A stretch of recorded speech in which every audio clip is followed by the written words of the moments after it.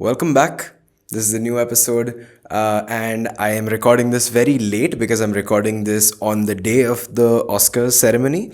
But because we are in India, it's a little ahead of the curve. So I think we have a decent amount of time. And the Oscar goes to. And the Oscar goes to. And the Oscar goes to. And the Oscar goes to. So we're going to begin with the main category that is everyone's thing, and then we'll go through some of the other nominations and other categories and see. Let's start with Best Picture. The first nominee is Ford v Ferrari by James Mangold. This is a movie that I watched fairly recently. It's a good movie. There's really good performances, especially Christian Bale is just really, really on top. And Matt Damon is also really good in it. I just don't happen to be a huge fan of Matt Damon's acting in most films, but he did a really good job as Carroll Shelby in this film. And it sort of reminded me of Rush from a few years ago. While Rush was more about the rivalry between two race car drivers, this one was more about one team, and you saw a race car driver and the team manager, so to speak. And you could see how it was such a personal, such an important thing for the both of them to actually go and win the Le Mans race. The screenplay is really good. The editing is really good. And I think the film does a really good job of making sure that we're not just packed with action throughout from the beginning to the end. We do have quieter moments when they're just with their families and you see what's at stake. And it's just overall a really well told story. The next is The Irishman by Martin Scorsese. This film is probably one of the more personal films, and the thing is, this year's nominees are very personal on a lot of levels, and we'll cover them a little later. But especially Martin Scorsese's film, the fact that he is aging, that he has had this amazing career spanning so many decades, making these iconic films, and the same stands for his lead characters, for his lead actors. Robert De Niro, Al Pacino, Joe Pesci. All of these just it feels very personal, that it almost feels like a way of dealing with their own aging. When Robert De Niro is talking about his past as a mafioso, you can also see that he might be talking about it from the perspective of him playing mafiosos in so many films with Martin Scorsese. And I think it's a beautiful film. It's a little long, but it never feels like it's very long. It is really well edited. There has been a lot of talk about the VFX of de-aging the characters. I think that was like an achievement, technically speaking, but I don't think it is that big of a deal. It's just technology that we're going to see in the future a lot. But the film itself, I think, stands, and the film itself has a really good story.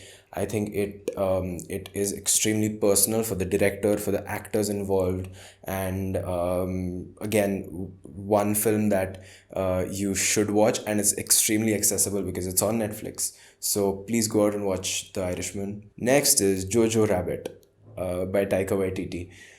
Jojo Rabbit is a comedy, but it's also satire. It's really quirky in its humor, and that is something that has been like an ongoing thing with Taika Waititi's stuff.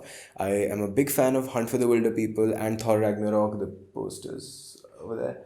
I really like his sort of humor, and I love his acting in this film as well. Even though it is a comedy about an era which is very dark, probably one of the most morbid eras of humanity, but I think he does a good job of never trivializing anything. He just takes away power from a lot of elements, and the actors are really good. I think Scarlett Johansson is incredible. She's had an amazing year in 2019. Even the young child who plays the lead is really good in it. Taika Waititi is incredible as Hitler. There are some things which are extremely quirky, but despite all of that, it's a really well told story. I really like Sam Rockwell's character as well, because he is the only one who is very grey It's not the most cheerful film, but I think it is something that is very timely and something that is very important for this time in history. Then let's talk about Joker. There have been very polarized opinions about this film. Some people have hailed it as a masterpiece, some people have hailed it as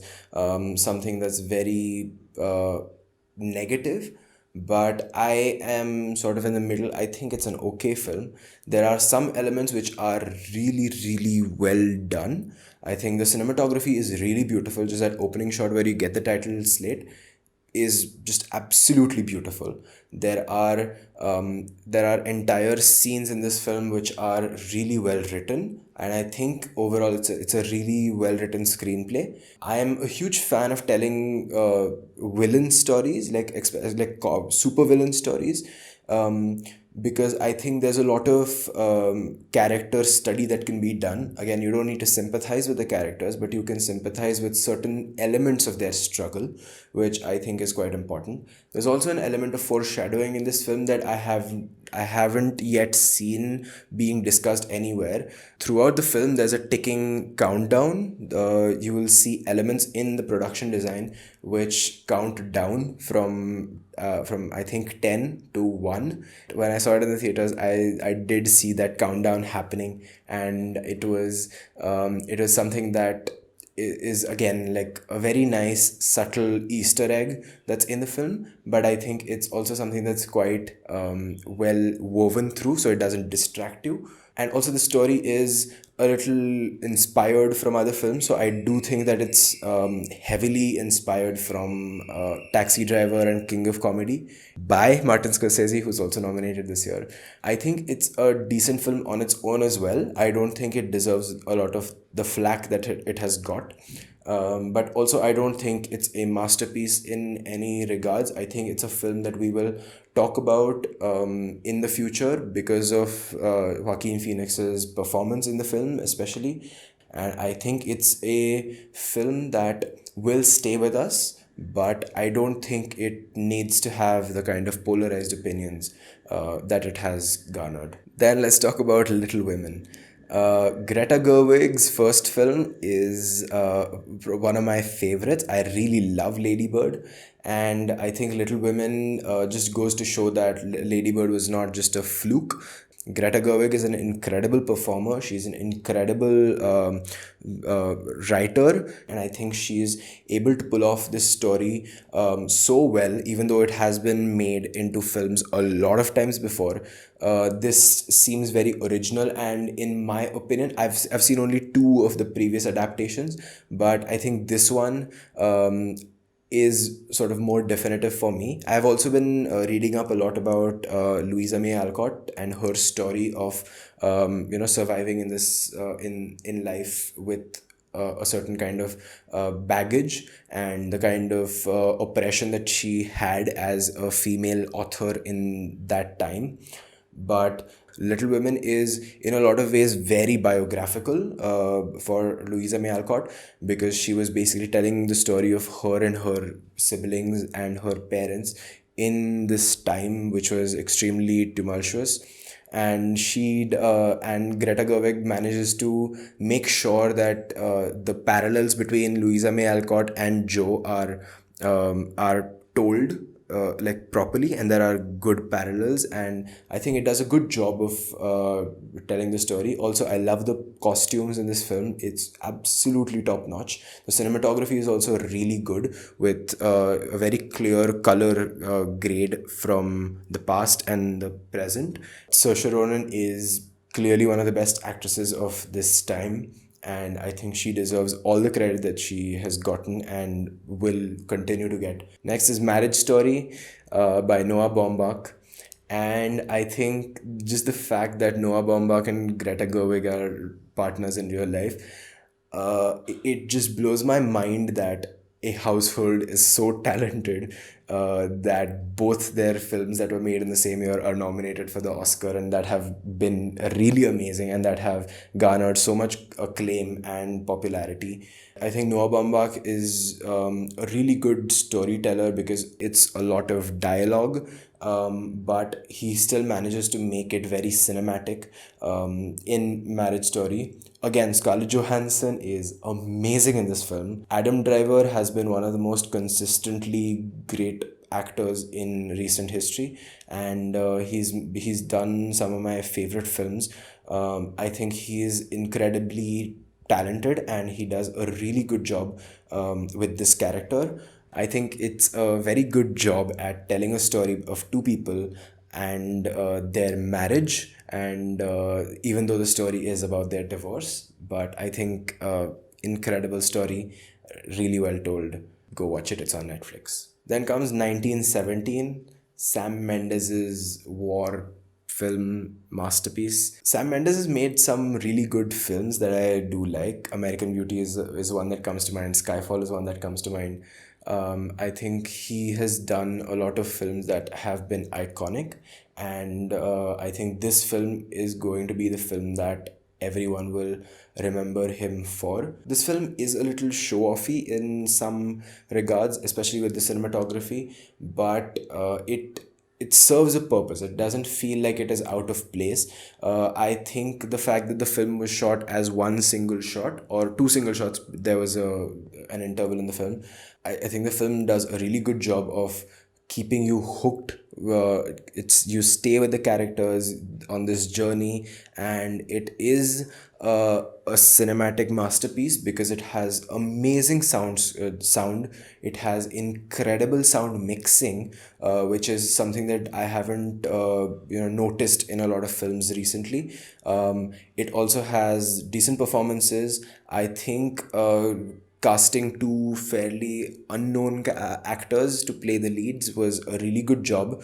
Deakins won the Oscar last year for cinematography. I think Roger Deakins is gonna win this year as well. I mean, he deserves it more than any of the other nominees. But I think Roger Deakins manages to take something that is technically incredible, and he also makes it extremely gripping and really affecting. Most of these films I can see purely for the cinematics of it, purely as an audience. But 1917 is a film that I can experience as an audience, but also be completely in awe by the filmmaking process of it. As a filmmaker myself, I think it's it's an extremely dedicated film, and I think the crew has done an incredible job, from all the camera operators and all the boom operators and the entire team that supports this kind of a crazy adventure, this crazy endeavor.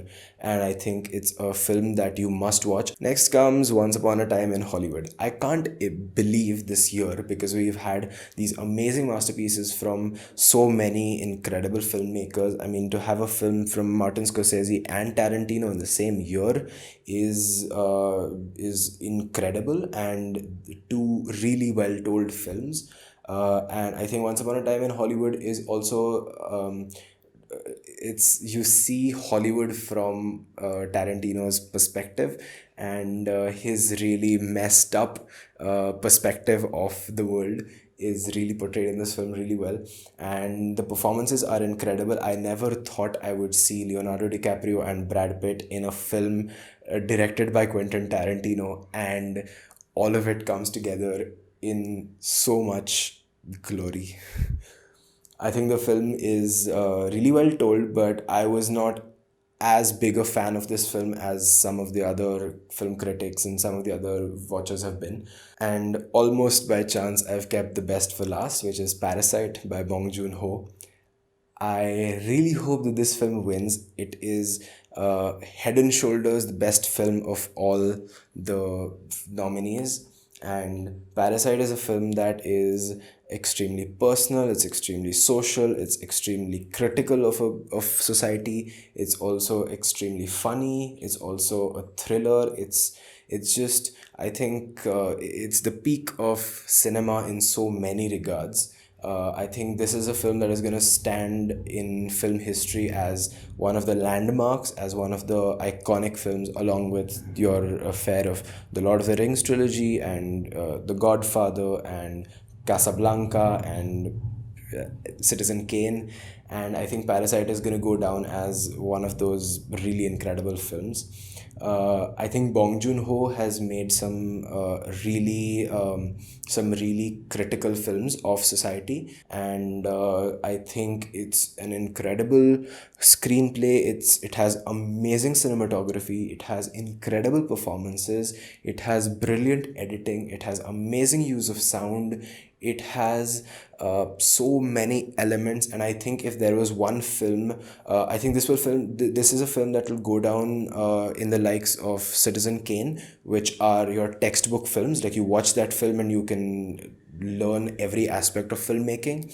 I think Parasite is uh, it is my favorite film of the year, and it is an incredible journey, and it's going to stand as one of the best films of all times. I do think that it has a chance to win the Oscar this year, but I wouldn't be surprised if it did not.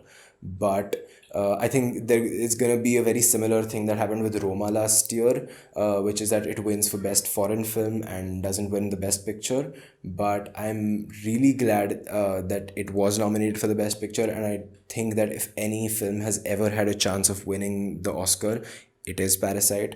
Again, an iconic film, and if you have to watch one films of all of these nominees, I think it should be Parasite because it's that good. Let's talk about some of the other nominees in other categories. So let's start with actor in a leading role. I would really love it if Antonio Banderas won for Pain and Glory. I'm really happy that he got nominated. Pain and Glory is my personal favorite film of last year. Parasite, I think, is a better film, but I think I loved Pain and Glory just a tiny bit more. And I have watched a lot more Pedro Almodovar movies in the last few months, so I do see that. But I think Pain and Glory is incredible, and it's just a film I would love to see. I don't think he will win. I don't think Antonio will win, but some of the other people also are really good. Leo was quite good. Adam Driver is my personal favorite to win this category because he's incredible in Marriage Story. Joaquin Phoenix might also win because it is his because the entire film stands on his performance, so it's quite likely that he would win as well. Actor in a supporting role. I haven't seen all of these. I haven't seen A Beautiful Day in the Neighborhood and The Two Popes, but I wouldn't be surprised if Tom Hanks or Anthony Hopkins won. But I mean, just look at the nominees. You have Tom Hanks, Anthony Hopkins, Al Pacino, Joe Pesci, and Brad Pitt nominated in the same category. And wow. But I wouldn't be surprised. I would really love it if Joe Pesci won because I think he did a good job in this film. Actress in a leading role. I haven't seen all of these, so I hope that Scarlett Johansson wins in for Marriage Story. But Saoirse Ronan in Little Women is also quite good.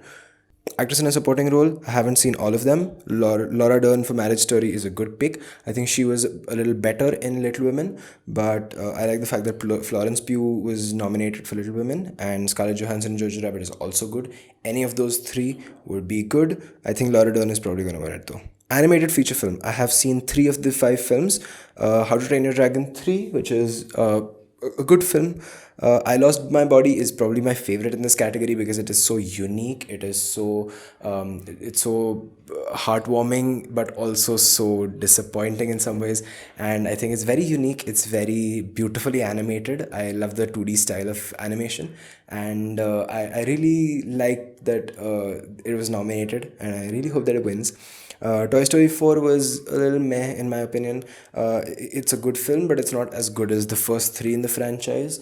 But I would like to give a subtle nod to Missing Link, which I haven't watched, but I have seen some of the behind the scenes stuff. But I really hope I can get to watch the film soon, because Missing Link is made by Laika, and it's a claymation film. It's a stop motion film, and it's incredible to see that the same year as a technological marvel like Toy Story 4 comes out, we also get a film that is painstakingly done through clay figures. and entire sets which are made out of which are done for stop motion. I'm really glad that it got nominated. I think it'll get some more recognition because of that, and I really hope that it wins. I love their past two films, Kubo and the Two Strings and Coraline, and I hope that this one also is just as good. But I do think I Lost My Body stands a very good chance. Cinematography: The Irishman, Joker, The Lighthouse, 1917, and Once Upon a Time in Hollywood.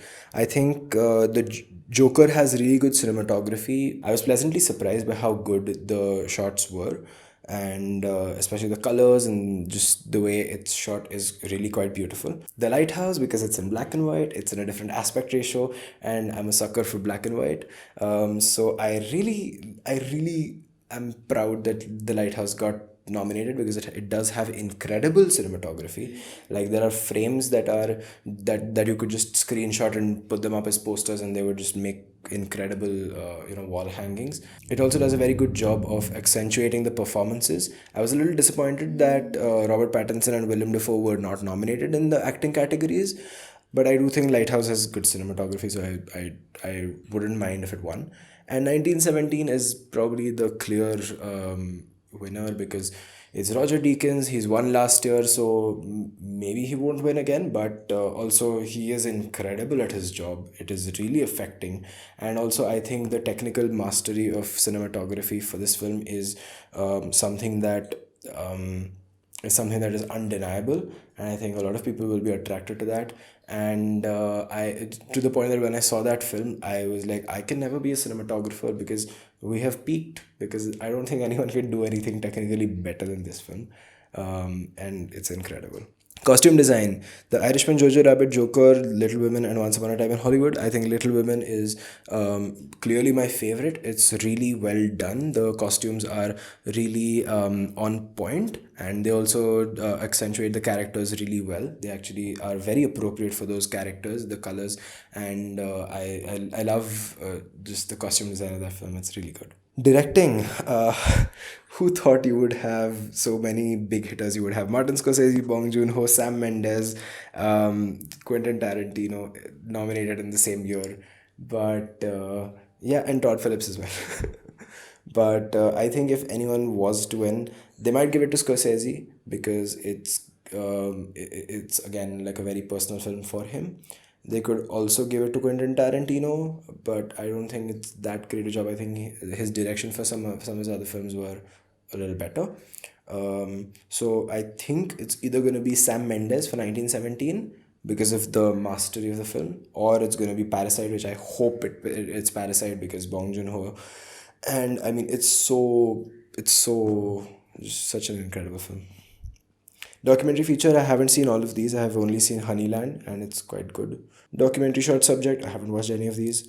Film editing, Ford v Ferrari, The Irishman, Jojo Rabbit, Joker, and Parasite. I have watched all of these, but I really like the editing in Parasite.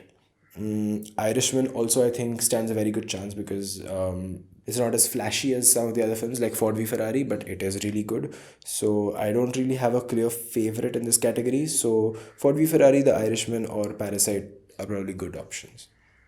International feature film. I haven't watched Corpus Christi. I have watched the others. And Honeyland is quite good. Les Miserables, I was very surprised that it got nominated because I thought it was a little underrated.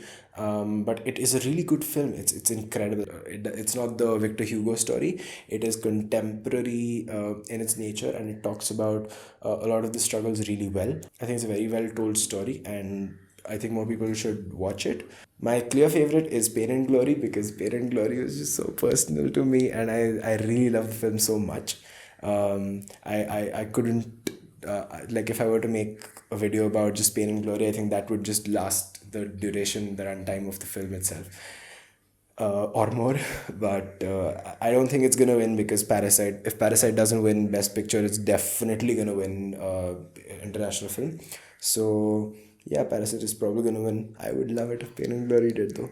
Makeup and hairstyling, of all these films, I think Joker stands a good chance. I haven't seen Bombshell or Judy or Maleficent, so I can't really say much. But I would love it if 1917 won because It's just an incredible scale of things to do makeup and hairstyling for so many people and make sure everything is accurate, everything is the continuity is maintained from shot to shot.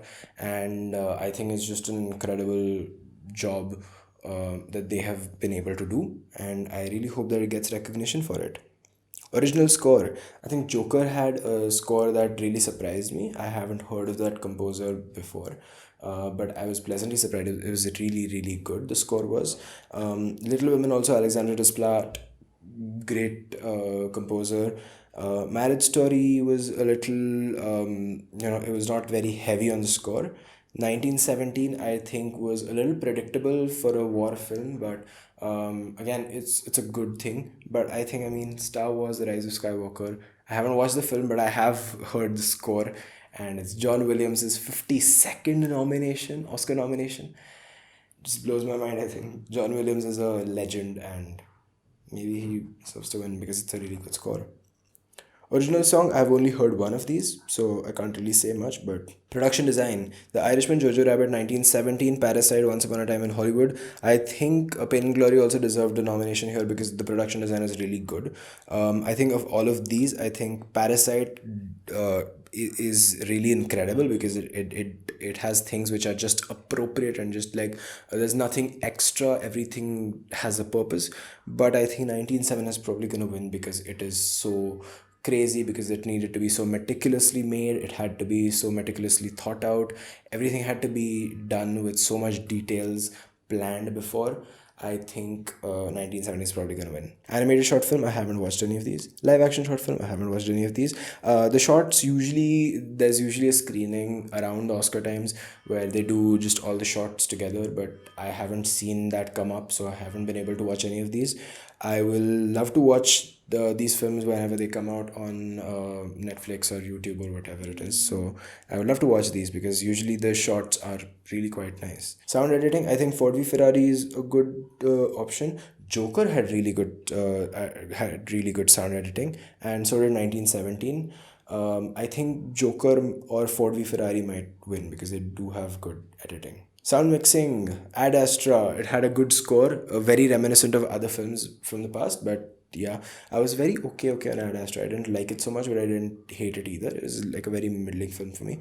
Ford v Ferrari has decent sound mixing. Joker, I don't really remember. Once Upon a Time in Hollywood, I don't really remember. 1917, clearly my favorite for sound mixing because it's really incredible. Visual effects, a lot has been said about The Irishman's visual effects, de-aging and all of that. The Lion King, yeah. 1917, also I realized that they use a lot of visual effects for cutting from one scene to the other and to accentuate things in the background. And Star Wars I haven't seen. I haven't watched any of the recent Star Wars films actually. Avengers Endgame is clearly my favorite. I don't really need to explain all of this, but yeah, Avengers. Screenplay, the two screenplay categories are really quite good. In the screenplays, I think there was one movie that has been snubbed throughout, which is Uncut Gems, because it is really, really good. And again, it's on Netflix and it's so good. The screenplay is incredible. The performance is really incredible. The direction is really incredible. I don't know how it got snubbed so much. Not even a single nomination. Uh, Especially, it should have got the screenplay nomination at least. But yeah, there are a lot of strong contenders. So for adapted screenplay, The Irishman, Jojo Rabbit, Joker, Little Women and the Two Popes. Little Women by far is an incredible screenplay. I think it deserves, because it has been adapted before, but this adaptation is really something so special, and it's really done incredibly well, and it's a really good screenplay by itself. So I think that's my favorite for it. And original screenplay, this is where I think Uncut Gems should have been nominated. But these are quite solid. I love the fact that Ryan Johnson got nominated for Knives Out. It's really quite original, very unique, and I haven't seen a mystery thriller in a long time which blew me away. And I was really happy that it got nominated. Marriage Story is also a really strong screenplay. 1917 as well. Once Upon a Time in Hollywood, yeah, and Parasite as well. I really hope Parasite wins because it is by far the best screenplay of all of these films, including the adapted ones, and I think Parasite needs to win. And that's all the categories. I do realize that Oscars do get a lot of recognition. They are extremely prestigious. They are not the objective best films of all time, because a lot of great films have been snubbed throughout history. And I mean, Shakespeare in Love winning is something that I will always bring up when we talk about the Oscars. But I think this year we have like a lot of really good films, and they do deserve to be watched. I hope that some of the smaller films get a lot more recognition. Films like Marriage Story from Noah Baumbach, because he has been a sort of having a very ardent but a very small following, and I'm glad that he's getting a bigger audience from because of Netflix and because of the nomination. I'm really glad that a lot of things are happening. There has been a huge debate that I have had with my friends as well about um, what i- what is a best picture, what is an Oscar worthy film, and what is really even the importance of an Oscar. But yeah, I mean, this debate will carry on for ages. But this is my 2 cents on the Oscars this year. Stay tuned for more videos, and yeah, my series for the 365 movies of last year is still in the making. I have more videos done. I still haven't been able to get a lot of time to edit because I'm also making a short film, and that's taking up some of my time. So I really hope that you stay on. Please like this video if you like it. Share it if you want to talk to your friends about the Oscar nominations, and write in the comments what you think about Oscars in general, or if you don't agree with some of my picks. And yeah, let's have a conversation about these kinds of things. And also, please subscribe for more videos that are coming out soon, and hit the bell icon, because apparently that's something that helps. I've heard a lot. So please subscribe. There are a lot more videos coming. I will be experimenting with different formats as well. I have some more ideas of things that I want to do. So stay tuned, subscribe for more videos, and come back. I'll see you in the next one.